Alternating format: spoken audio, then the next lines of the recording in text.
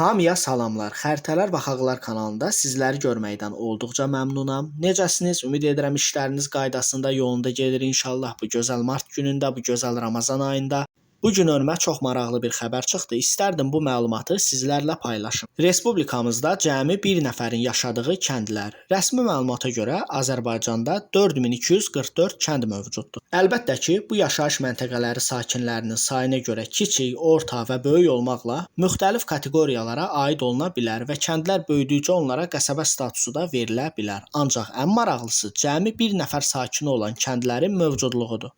Mən öz düşüncələrimi də sizlərlə paylaşım. Həm dünyada urbanizasiyanın inkişaf etməsi, həm də Azərbaycanın regionlarından eşitdiyim xəbərlər, hansı ki işsizlik ilə əlaqədar, biraz dolanışığın çətinliyi ilə əlaqədar və s. Buna görə də Azərbaycanda, yəni siz televiziyada da görürsünüz ki, kəndlər boşalır.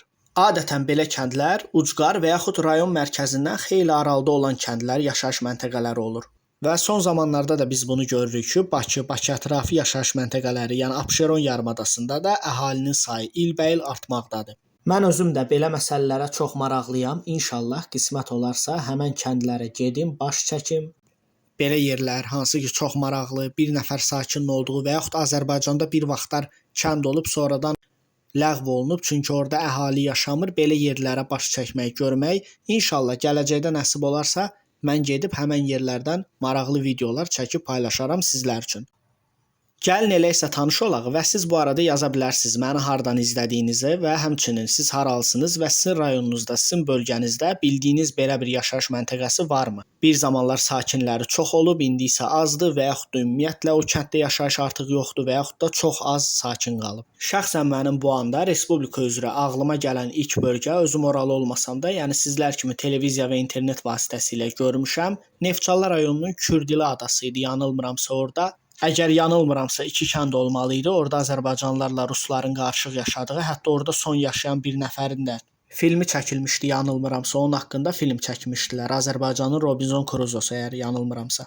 Bəs həmin kəndlər, hansı ki xəbərdə deyilir, bunlar hansılardır? Dövlət Statistika Komitəsi Modern.az-ın saytın bununla bağlı sorğusunu cavablandırıb. Komitədən bildirilib ki, hal-hazırda Azərbaycanda 3 belə kənd mövcuddur. Əhalinin 2019-cu ildə keçirilmiş siyahıya almasının nəticələrinə əsasən bir nəfər sakini olan kəndlər bunlardır. Neftçala rayonunun Kürdili kəndi, mənə elə gəlir ki, az öncə danışdığım, bəhs etdiyim kənd elə məhz budur. Həmçinin İsmayıllı rayonunun Gərzə və Piraqanım kəndləri.